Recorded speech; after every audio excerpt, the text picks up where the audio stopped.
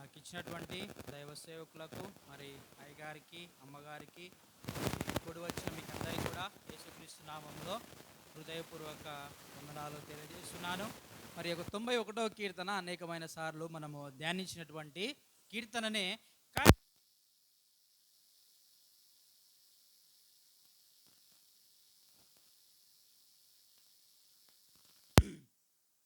అనేకులు మనకు సహాయము చేస్తున్నటువంటి రీతిలో మరి దేవుడు మనకు ఏ విధంగా సహాయం చేస్తాడో అనేటువంటి మాటను మనము ఈ యొక్క అధ్యాయంలో మనం గమనిస్తాం. హల్లెలూయా. చూడండి, కొన్నిసార్లు అకస్మాత్తుగా మరి ఎక్కడి నుంచి మనకు సహాయం వస్తుందో కానీ మరి ఆ విధంగా దేవుడు ఈ యొక్క మరి ఈ యొక్క మోషే గారి చేసినటువంటి ప్రార్థనకు ఆ యొక్క జవాబు అనుగ్రహించిన రీతిని మనము ఈ యొక్క అధ్యాయంలో మనం గమనిస్తాం. హల్లెలూయా.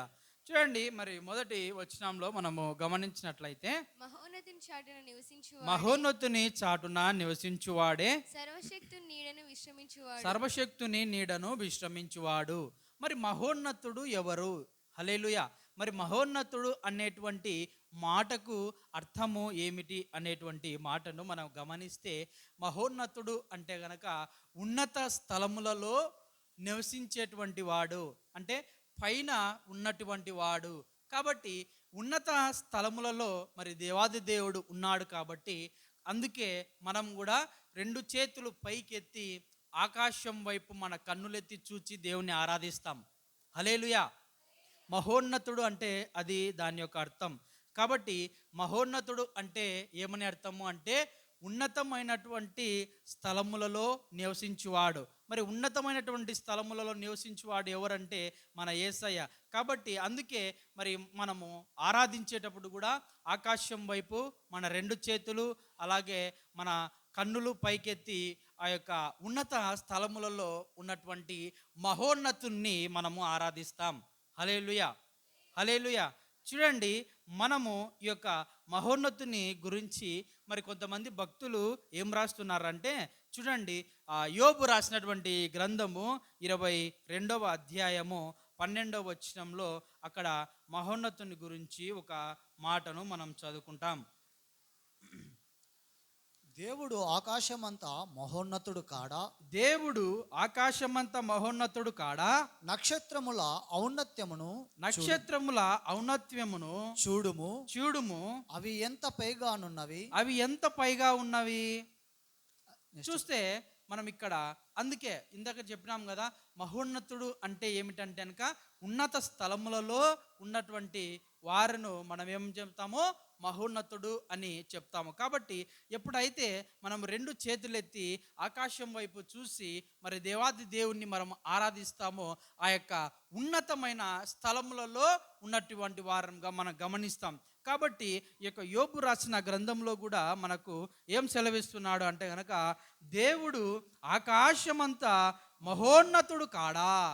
కాబట్టి అంటే దేవుడు మరి ఈ యొక్క సృష్టిని కలగజేసినటువంటి రీతిని మనం చూస్తే అంటే ఆకాశము కూడా ఆయన యొక్క మహోన్నతను గురించి పట్టజాలదు. ఆకాశం కూడా ఆయన మహోన్నత గురించి తెలియజేస్తున్నటువంటి మాటను మనం గమనిస్తాం. మరి చూడండి, ఇదే అంటే ఆయన మహోన్నత గురించి, ఆ యొక్క మహోన్నత స్వభావం గురించి మరి భక్తులు ఈ రీతిగా సెలవిచ్చినటువంటి మాటలను మనము అనేక రీతిలలో మనం గమనిస్తాం. హల్లెలూయా. హల్లెలూయా. చూడండి, అదే రీతిగా ఇంకొక మాటను కూడా మనం గమనిస్తే, అదే యోబు రాసినటువంటి గ్రంథము 36వ అధ్యాయము 26వ వచనము.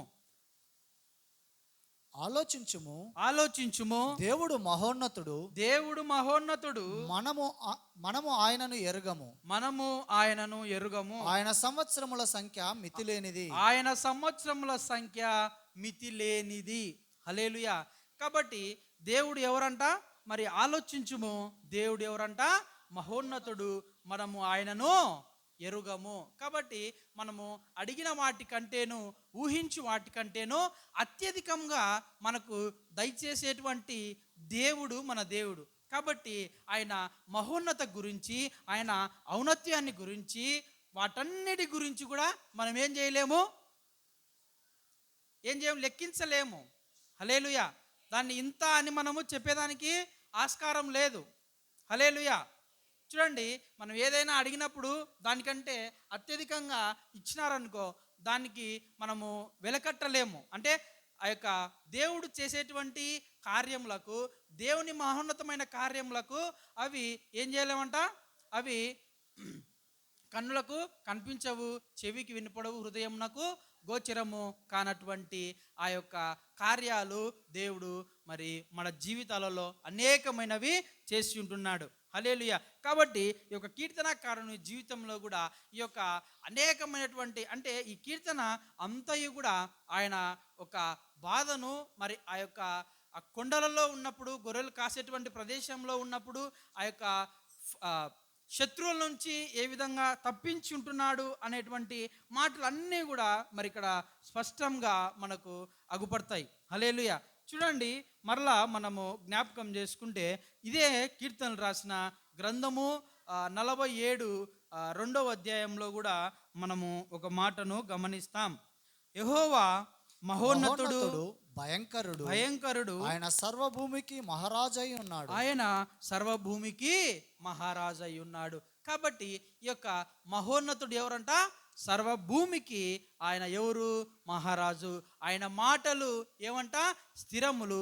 ఆయన మాటలు ఏమంట, అద్భుతములు. ఆయన మాటలు ఏముందంట, శక్తి ఉంది. కాబట్టి దేవుని యొక్క అటువంటి ఆ యొక్క కార్యాలు, దేవుని యొక్క మహోన్నతమైనటువంటి కార్యాలు. ఎందుకు?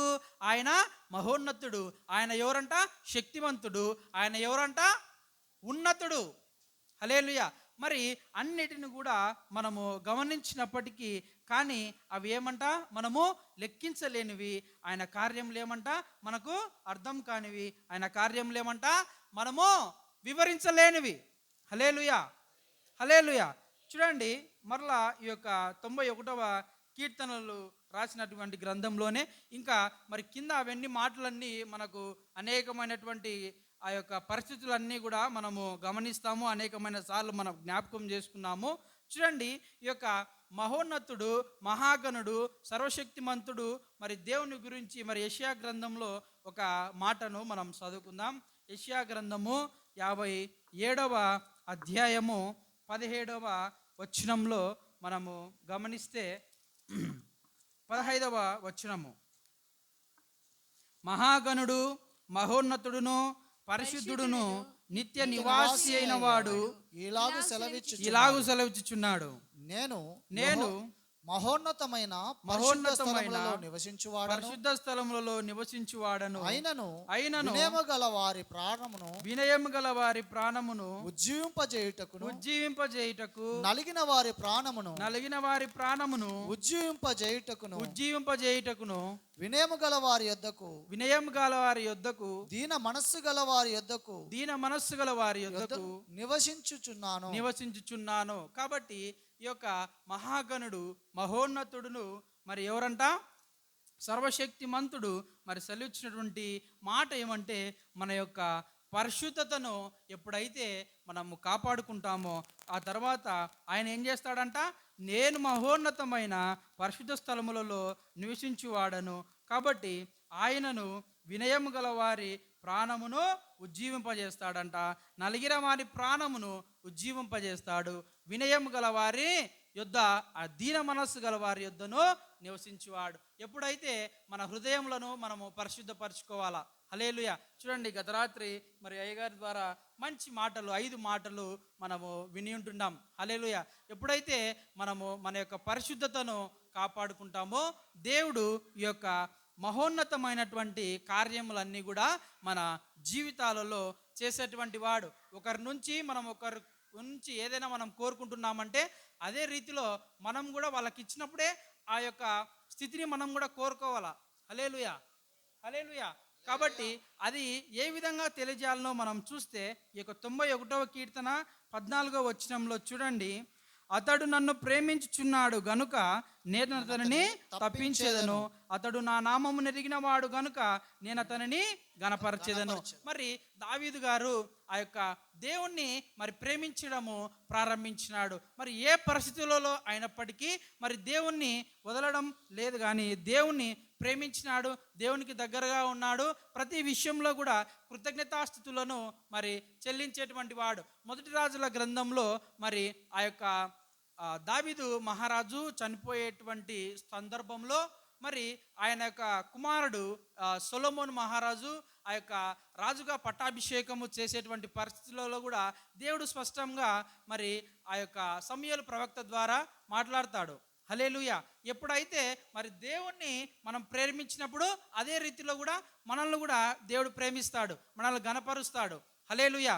కాబట్టి అంటే మనం ఒకరి నుంచి ఒకటి కోరుకుంటున్నామంటే ఫస్ట్ మనం ఇచ్చినప్పుడు అదే రీతిలో వారు కూడా మనకు తిరిగి ఇస్తారు. హల్లెలూయా. కాబట్టి ఎప్పుడైతే నువ్వు దేవుణ్ణి ప్రేమించడం ప్రారంభిస్తావో, ఎప్పుడైతే నువ్వు దేవుణ్ణి గణపరచడం ప్రారంభిస్తావో, ఎప్పుడైతే దేవునికి మొదటి ప్రాధాన్యతను మనం ఇస్తామో, దేవుడు కూడా మనల్ని గణపరచడం ప్రారంభిస్తాడు, దేవుడు మనల్ని ప్రేమించడం ప్రారంభిస్తాడు, దేవుడు మనల్ని కూడా గణపరచడం ప్రారంభిస్తాడు. హల్లెలూయా, హల్లెలూయా. కాబట్టి ఈ యొక్క పరిస్థితులన్నీ కూడా మరి దావీదు గారి జీవితంలో జరిగినప్పటికీ ఆయన ఏం చేయలేదంట, దేవుణ్ణి ప్రేమించడం మరి మానలేదు, దేవుణ్ణి వదలడం మానలేదు, దేవుణ్ణి ప్రార్థించడం మానలేదు. కాబట్టి దేవుడు యొక్క మాటను స్పష్టంగా రాస్తున్నాడు. ఏమని అంటే, అతడు నన్ను ప్రేమిస్తున్నాడు గనక నేను అతనిని తప్పించేదను, అతడు నా నామం నెరిగిన వాడు గనక నేను అతన్ని గణపరచెదను. కాబట్టి దేవుడు మనల్ని గణపరచాలంటే మనము ఏం చేయాలంటే, మొట్టమొదటిగా దేవుణ్ణి ప్రేమించాలా. దేవుణ్ణి ప్రేమించినప్పుడు ఆయన మహోన్నతుడు, ఆ మహోన్నతమైన కార్యములు మన జీవితంలో జరుగుతాయి, సర్వశక్తిమంతుని కార్యములు మన జీవితంలో జరుగుతాయి. హల్లెలూయా, హల్లెలూయా. కాబట్టి మనం ఏం చేయాలంట, ఎప్పుడు కూడా దేవునికి దగ్గరగా ఉండాలా, ఎప్పుడు కూడా మనం ఏం చేయాలంట, దేవుణ్ణి ప్రేమించేటువంటి రీతిలోనే మనం ఉండాలని ఈరోజు ఈ కీర్తన భాగము సెలవిస్తున్నది. హల్లెలూయా, హల్లెలూయా. ఈ యొక్క చిన్న కీర్తన భాగము దేవుడు మన వెనుకలో దీవించి ఆశీర్వదించునుగాక. మరి అవకాశం ఇచ్చిన మరొకసారి మరి అయ్యగారికి, అమ్మగారికి, మరి మీ అందరికి కూడా హృదయపూర్వక వందనాలు చెల్లిస్తున్నాం.